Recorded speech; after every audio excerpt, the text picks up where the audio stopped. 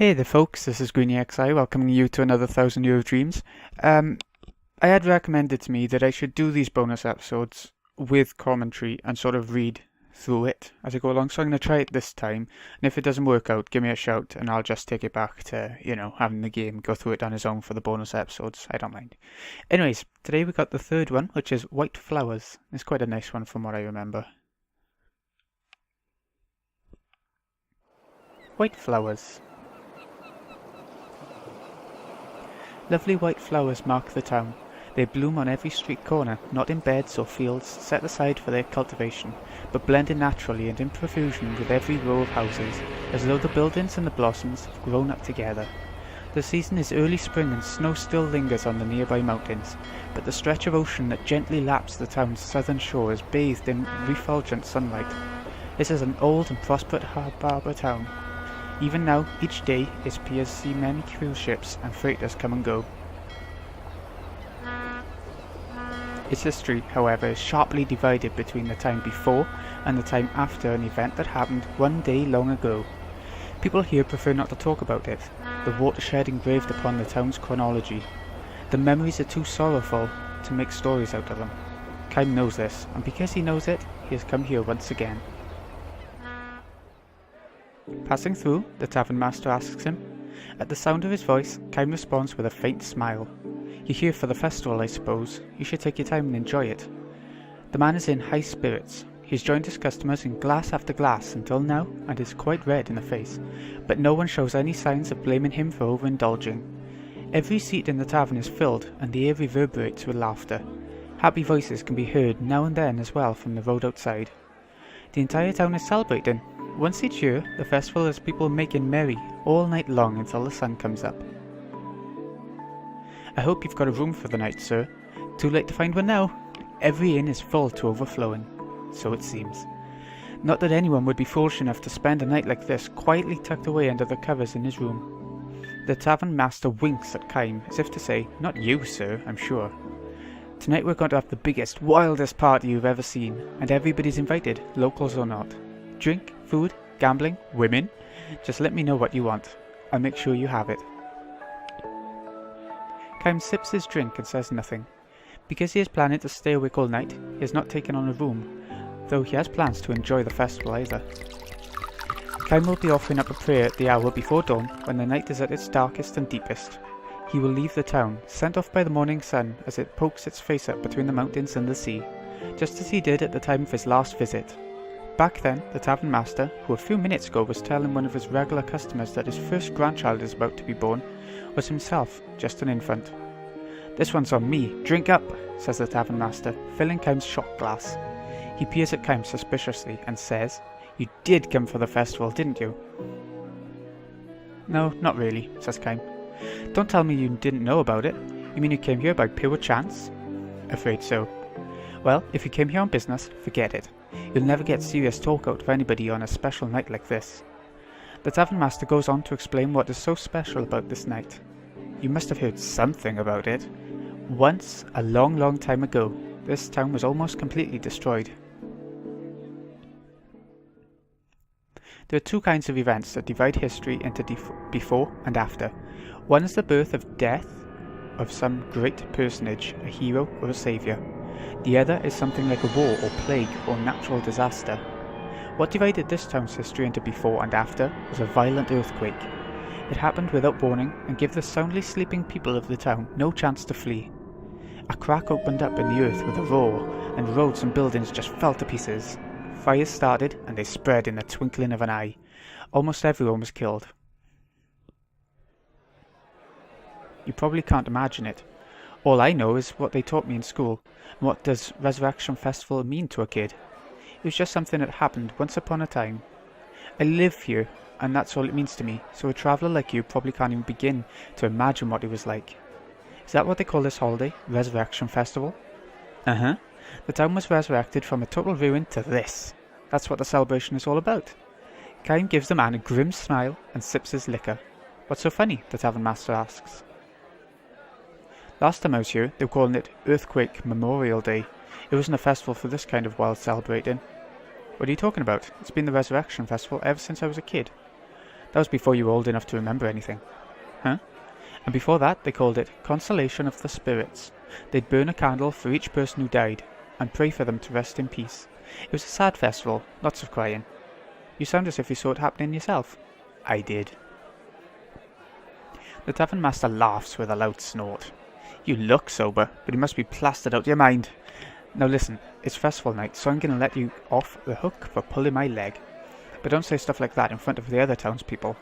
All of our ancestors, mine included, are the ones who barely escaped with their lives. Kaim knows full well what he's doing. He never expected the man to believe him. He just wanted to find out for himself whether the townspeople were still handing down the memories of the tragedy, whether deep down behind their laughing faces there still lingered the sorrow that had been passed down from their forefathers' time. Called away by one of his other customers, the tavern master leaves Kaim's side, but not without first delivering a warning. Be careful what you say, sir. That kind of nonsense can get you in trouble. Really? Think about it. The earthquake happened all of 200 years ago. Kaim does not answer him. Instead, he sips his liquor in silence. Among the ones who died in the tragedy 200 years ago were his wife and daughter. Of all the dozens of wives and hundreds of children that Kaim has had in his eternal life, the wife and child he had here were especially unforgettable. In those days, Kaim had a job at the harbour. There were just the three of them, he, his wife, and their little girl. They lived simply and happily. The same kind of days that had preceded today would continue on into endless tomorrows. Everyone in the town believed that, including Kaim's wife and daughter, of course. But Kaim knew differently, precisely because his own life was long, without end, and he had consequently tasted the pain of countless partings. Kaim knew all too well that in the daily life of humans there was no forever. This life his family was leading would have to end sometime. It could not go on unchanged. This was by no means a cause for sorrow, however. Denied a grasp upon forever, human beings knew how to love and cherish the here and now. Kaim especially loved to show his daughter flowers, the more fragile and short-lived the better. Flowers that bloomed with the morning sun and scattered before the sun went down. They were everywhere in this harbour town. Lovely white flowers that bloomed in early spring. His daughter loved the flowers. She was a gentle child who would never break off blossoms that had struggled so bravely to bloom. Instead, she simply watched them for hours at a time. That year too. Look how big the buds are! They'll be blooming any time now, she said happily when she found the white flowers on the road near the house. Tomorrow maybe? Kaim wondered aloud. Absolutely, his wife chimed in merrily. Get up early tomorrow morning and have a look. Poor little flowers though, said the daughter. It's nice when they bloom, but when they wither right away. All the better, said Kaim's wife. It's good luck if you get to see them blooming. That makes it more fun. It may be fun for us, answered the girl, but think about the poor flowers. They work so hard to open up, and they wither that same day. It's sad. Well, yes, I guess so. A momentary air of sadness flowed into the room, but Kaim quickly dispelled it with a laugh. Happiness is not the same thing as longevity, he proclaimed. What does that mean, Papa? It may not bloom for long, but the flower's happy if it can open up the prettiest blossom and give off the sweetest perfume it knows how to make while it is blooming. The girl seemed to have trouble grasping this, and simply nodded with a little sigh. She then broke into a smile and said, It must be true if you say so, Papa. Your smile is more beautiful than any flower in full bloom. He should have said it to her. Kaim later regretted that he had not. The words he had uttered so carelessly, he came to realize, turned out to be something of a prophecy. Well now, young lady, he said, if you're getting up early to see the flowers tomorrow morning, you'd better go to bed right now. All right, Papa, if I really have to. I'm going to bed now too, said Kaim's wife. Okay then. Good night, Papa. His wife said to Kaim, Good night, dear. I really am going to bed now. Good night, Kaim replied, enjoying one last cup to ease the day's fatigue. These turned out to be the last words the family shared. A violent earthquake struck the town before dawn. Kaim's house collapsed in a heap of rubble. Kaim's two loved ones departed for that distant other world before they could awaken from their deep sleep, and without ever having had a chance to say good morning to him. The morning sun rose on a town that had been destroyed in an instant. Amid the rubble, the flowers were blooming. The white flowers that Kaim's daughter had wanted to see so badly. Kaim thought to lay a flower in offering on his daughter's cold corpse, but abandoned the idea. He could not bring himself to pick a flower. No one, no living being on the face of the earth, he realized, had the right to snatch the life of a flower that possessed that life for only one short day. Kaim could never say to his daughter, "You go first to heaven and wait for me. I'll be there before long." Nor would he ever know the joy of reunion with his loved ones. To live for 1,000 years meant bearing the pain of 1,000 years of partings. Kaim continued his long journey. A dizzying number of years and months flowed by, years and months during which numberless wars and natural calamities scourged the earth. People were born and they died. They loved each other and were parted from the ones they loved. There were joys beyond measure, and sorrows just as measureless. People fought and argued without end, but they also loved and forgave each other endlessly. Thus was history built up as the tears of the past evolved gradually into prayers of the future. Kaim continued his long journey.